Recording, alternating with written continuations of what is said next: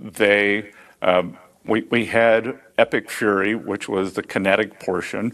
At Treasury, we did Economic Fury.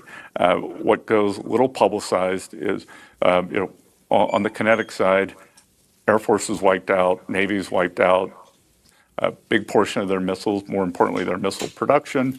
On the economic side, we have them by the throat, and they've got 150, 180% food inflation, not able to pay the troops. So I think shortly, maybe even today, tomorrow, we are going to see an agreement, 30, 60-day ceasefire, and Strait will be open. Energy prices should come down.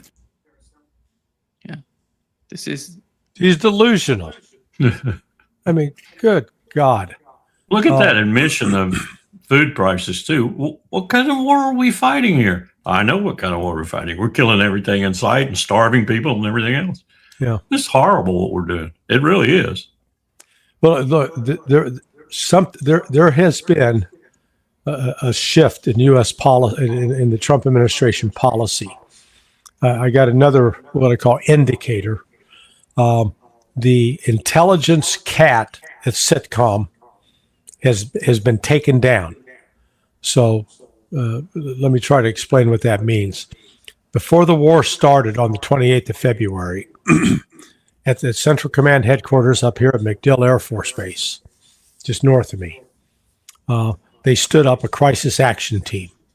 And the intel, you've got both the intel section, the J2, and then you've got the ops side. And but when you stand up, the intel function is both providing warning, indicators of what could, threats emerging, etc., as well as providing target information, and activities on the other side. The fact that that's been taken down now, they've turned it off. The friend of mine sent me a note. He said one of his buddies is getting his first 4-day weekend since February 20th. So this is a guy that's been working, 12 on, 12 off for the last 6 months, which is just unbelievable. So the United States is not posturing up, right? We're not seeing the movements that you should see on the planning side and the intel side that would indicate an impending military action by the United States. So then you need to step back and say, okay, what has scared Trump and Bessent? What has scared them off? Is it the shortage of the weapons? Perhaps. Is it the economic crisis that developed with Japan, where Bessent had to basically sell off all the U.S. supply of European currency in order to save, just a short-term measure to try to save Japan, but it's not going to last.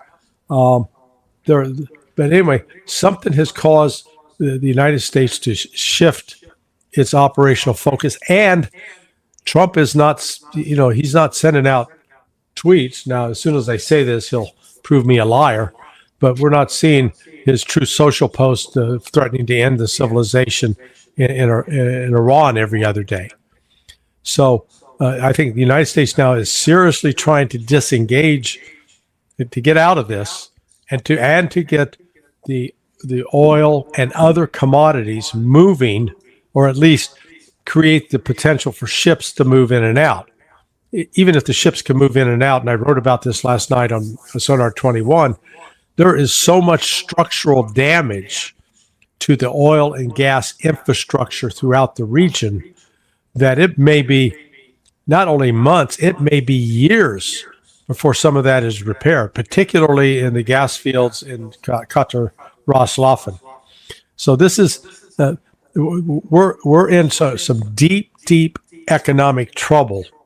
And that may be one of the things that's driving Trump to do this. And just to add to that, Nima, yesterday I also heard that the combatant commanders, particularly Alexis Grinkowicz in Europe, had weighed in again with the chairman about the depletion of munitions. And it's a complete list now of exactly where we are in each of the combatant commands, AFRICOM, EUCOM, and INDOPACOM in particular. And it is a look at what the time schedule would be and the cost. And the cost shocked the bedoodle out of them because they thought they already had that covered with all these supplements that Hegseth has been asking for without really knowing why he was doing it, I think. And the Congress has been granting and will continue to grant, apparently, in the new NDAA, isn't going to cover it. Now, that assumes that Lockheed and RTX and Grumman and Boeing and all the rest of them are going to charge an arm and a leg again, which I assure you they will. But anyway, they were looking at it realistically from the combatant commander's perspective, not from this hagiographic, incredible, ignorantly expressed perspective that Bessent and Hegseth put out all the time. And they're worried, seriously worried about the capacity to do things, not just the next 6 months, but the next 5 years. And that's serious. And it finally apparently eked through to Trump. Yeah, and on top of that, it is the and I came across as I was doing some research on this, and this statistic popped up, and I was shocked by it. 78% of the weapons, let's call it the advanced weapons systems, the ones that precision guided, etc. 78% of those are dependent upon 5 rare earth minerals and metals that come out of China, that China essentially controls. One of them is gallium. Another one is tungsten. 78% is the supply chain is controlled by China. Well, if we get into a fight, China, they're going to cut. Not only are they going to, they have cut us off. That's the other thing I think people just don't appreciate or realize. China has already cut us off from some of the supplies that we need in order to carry out these crazy wars. And that has been, I think that has just been a complete shock to the Pentagon. And, when the Washington Post reported that Trump is yelling at Hegseth, blaming him, and then Hegseth said, no, it's not my fault. It's the Jews' fault. Feinberg. He blamed it on Feinberg. Yeah, it's the Jew. I thought, now, frankly, I don't blame. I think Hegseth is being unfairly blamed. He's a knucklehead. He's a dummy. He's in over his head. But he's not the one that came up with this system and said, "Hey, let's build these particular weapons and let's make sure we source them that is dependent upon imports from China." That predates Hegseth. Hell, that even predates Trump. But we've now got that problem, and it ain't going away. Some of this is going to wipe that smarmy smile off Bessent's face. Yes. Here is, Colonel, what Donald Trump posted 2 times in the last 24 hours. And here is he says, a must read. Thank you to James J. And here is the article says Donald Trump won the Iran war.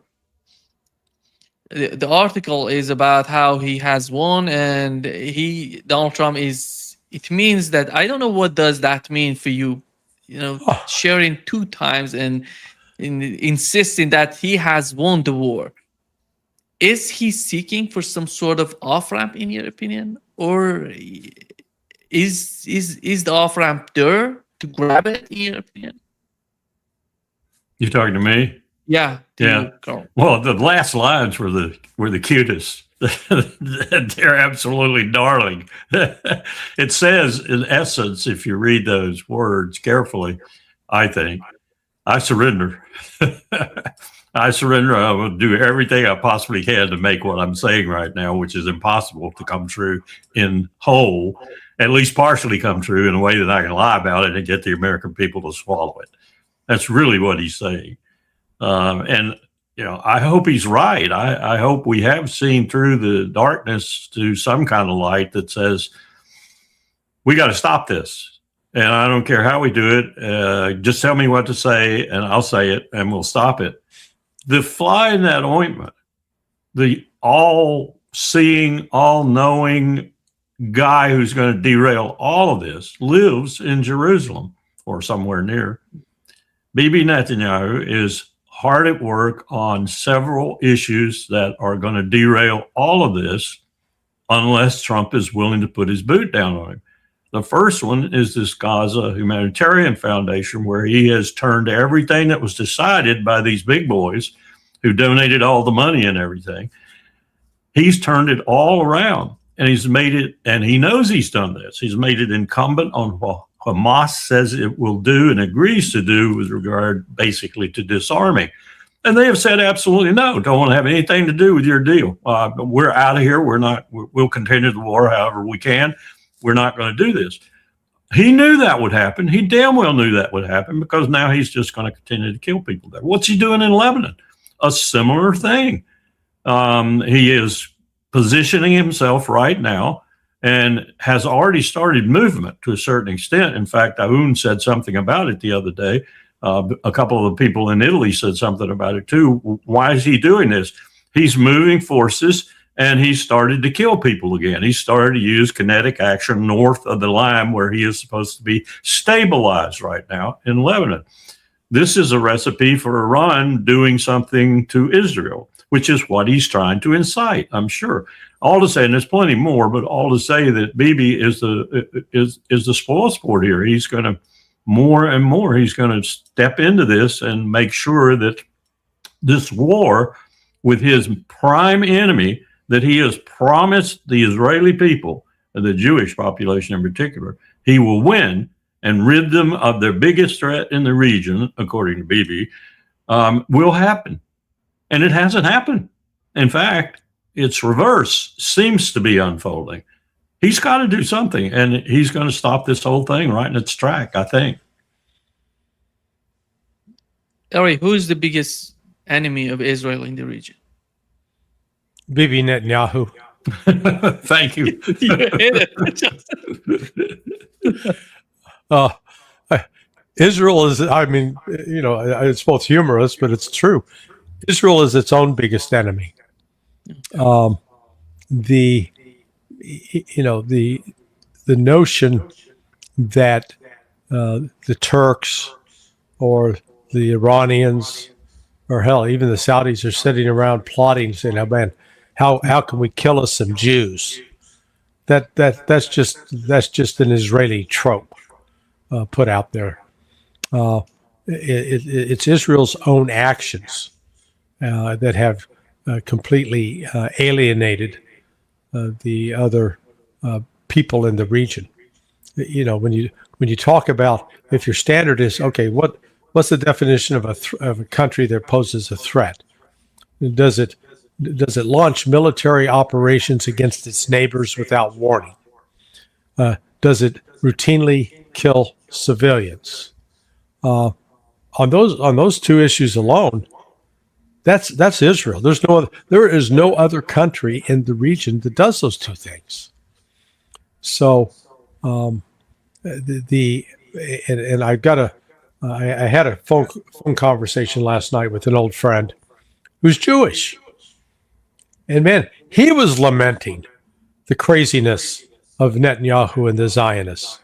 So he says, look, he says he is concerned that he says this is producing an anti-Jewish backlash, but even among Jews, they oppose and are horrified by what Bibi Netanyahu and the Zionist crowd are doing, and that's why I think it's always important to emphasize what we're fighting against is Zionism, not Judaism, because when you look at the prominent Jewish voices that have been speaking out, I mean Max Blumenthal, Aaron Mate, Jeffrey Sachs.